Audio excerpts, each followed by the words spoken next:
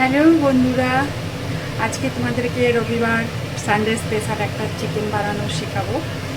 মানে শেখাবো বললে ভুল, হ্যাঁ তোমরা অলরেডি অনেকেই জানো। তো আমি আমার মতন করে যেটা বানাই সেটা আমি তোমাদেরকে দেখাবো খুব সামান্য উপকরণ দিয়ে। তো সেটা তোমরা আমার সাথে থেকো, দেখতে থাকো। লেমন চিকেন আমার মেয়ের ভীষণ ফেভারিট। আজকে সানডে ওর বায়না হয়েছে লেমন চিকেন খাওয়াতে হবে। তো মধ্যে মধ্যে বাচ্চাদের বায়নারও তো রাখতে হয় আমাদেরকে, আমরাও তো এককালে ছোটো ছিলাম, তাই না? তো আজকে আমি তোমাদের সাথে শেয়ার করবো লেমন চিকেন কীভাবে বানাই। চলো, তো আমি সব জিনিসগুলো তোমাদেরকে দেখাতে থাকি এক এক করে। তো বন্ধুরা চলো, এই যে দেখালি চিকেনটা, এই চিকেনটা আমি প্রায় 1 ঘন্টা আগে কাঁচা লঙ্কা, রসুন বাটা, কাঁচা লঙ্কা বাটা এবং আদা বাটা সর্ষের তেল দিয়ে ম্যারিনেট করে রেখেছি। ঠিক আছে, এটা যতক্ষণ ম্যারিনেট করে রাখবে ততটাই ভালো। এটা ম্যারিনেট করে রেখেছি। এতে কিন্তু হলুদ হবে না। তো আমাদের তো বাঙালি মতো একটু হলুদ খেতে হয়, তো সামান্য 1 ফোঁটা হলুদ আমি এর মধ্যে ফেলে দিলাম। ব্যাস, এটা হলুদ ছাড়া হবে, কেননা ধনে পাতাটা যাবে তো। আর আরেক দিকে রেখেছি, দেখো আমি একটুখানি আলু, আমার মেয়ে খেতে ভালোবাসে, তার জন্য তো আলু, আমিও ভালোবাসি মাংস আলু, তো একটু আলু কেটে রেখেছি, এটা ভেজে নেবো। আর টমেটো একটু বেশি করে নিতে হবে, টমেটো কাটা। আর কিছুটা রসুন, আমি শুধু রসুনটা এটা একটু ছোটো করে দেবো পেঁয়াজের সাথে। আর এই কিছুটা পেঁয়াজ ওটা দিয়ে ম্যারিনেট করে রেখেছি, আর কিছুটা পেঁয়াজ দিয়ে রেখেছি। আর এই যে লেবু, একটু লেবু হলেই হয়ে যাবে। তো এই লেবুটা, এটা 500 গ্রাম, এটা 700 গ্রামের মতন আছে আমার চিকেনটা, তো দুটো লেবু হলে হয়ে যাবে। এই লেবুটা আমি রস চিপে নেবো রাখছি। তো চলো আমি এক এক করে আমি দেখাতে থাকি কীভাবে, স্টেপ বাই স্টেপ। হ্যাঁ, তোমরা স্কিপ করবে না, দেখতে থাকবে। আর ধনে পাতাটা আমি পেস্ট করে রেখেছি, আমি নামানোর আগে ওটা যখন দেবো দেখাবো। চলো, তো বলেছিলাম না এটা সম্পূর্ণ সরষের তেলে রান্না হবে।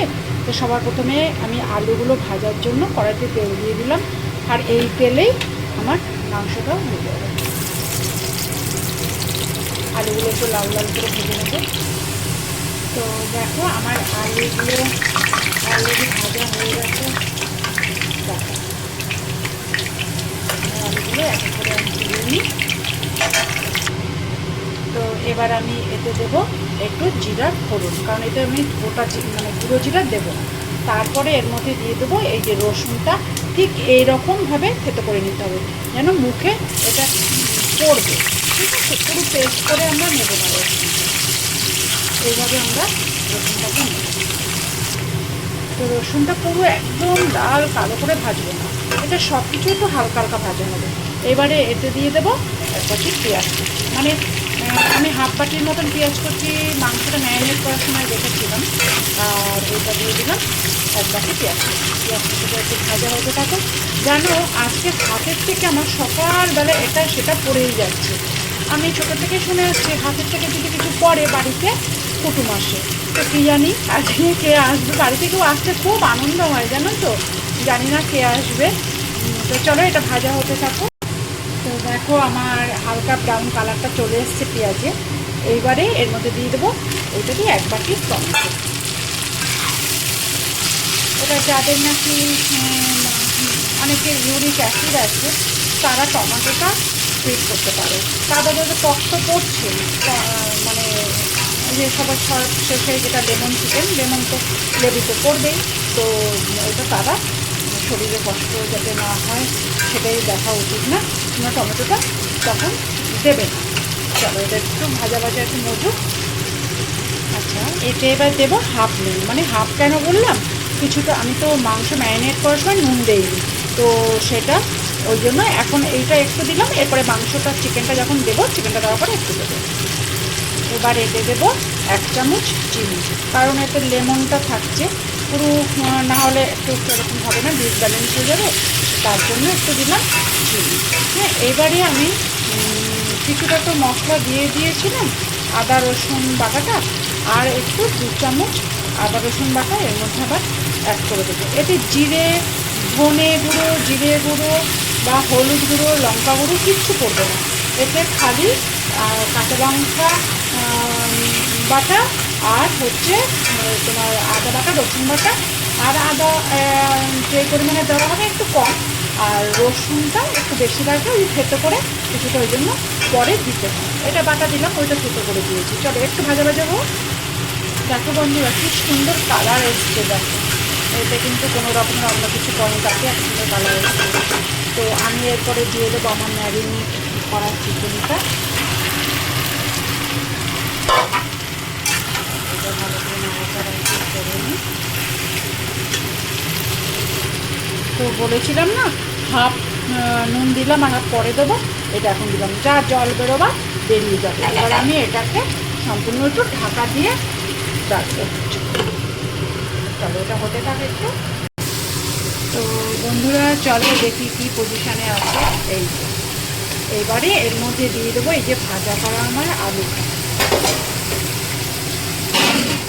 এবারে এটা আবারও একটু এবার এটা আস্তা কমিয়ে দিয়ে ঢাকা দিয়ে রাখবো এটা সেদ্ধ হওয়ার জন্য। তো বন্ধুরা এইবার দেখো ঢাকনা খুলে দিলাম।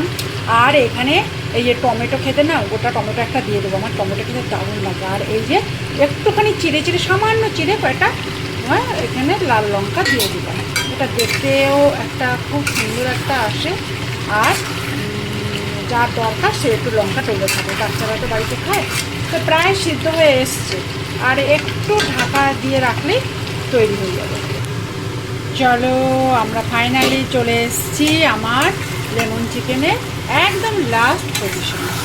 তো এটা না অ্যাকচুয়ালি আমার এই লেমন চিকেনটা আমি তোমাদেরকে বলে নিই, নাহলে হয়তো একটা কেমন লাগবে। এটা আমার এক ননদের কাছ থেকে শেখা। সে অনেক, তার হাজব্যান্ড মানে আমার ওই জামাইবাবু একটু আর্মিতে চাকরি করতো, তো সে নানান ভ্যারাইটি রান্না করতো। আমার বিয়ের পরে পরে অনেক রান্না আমি তার থেকেও শিখেছি, যেমনি আমার শাশুড়ি মায়ের থেকে শিখেছি, তেমনি আমার ওই ননদের কাছ থেকেও শিখেছি, ওই দিদির কাছ থেকেও শিখেছি, এটা তারই হাতে। তো চলো মাংসটা খুব ভালো সিদ্ধ হয়েছে। এইবারে আমি এই দিয়ে দেবো নামানোর আগে এই ধনে পাতাটা, আর এর সাথে দিয়ে দেবো, আর বেশি নাড়াচাড়া করবো না, এর সাথে দিয়ে দেবো ওই যে লেবুটা আমি রস বার করে মানে জুসটা বার করে রেখেছি। হয়ে গেল। এবারে একটু নাড়াচাড়া করে তো আমার রেডি হয়ে যাবে একদম লেমন চিকেন। তো ফাইনালি আমার লেমন চিকেন রেডি। আমি এখন গ্যাস থেকে ওভেন থেকে নামিয়ে নিয়েছি। দেখো আমার লেমন চিকেন কি অসাধারণ, আর এত সুন্দর গন্ধ বেরিয়েছে না তোমরা চিন্তা করতে পারবে না। আমার মেয়ে স্নান করতে গেছে, বলছে মা আমায় আসলে আমাকে এক্ষুনি দেবে একটু খেতে। অসাধারণ অসাধারণ, মানে তোমরা ভাবতে পারবে না, বানিয়ে দেখো এইভাবে। তো চলো আজকে আমার সানডে স্পেশাল লেমন চিকেন।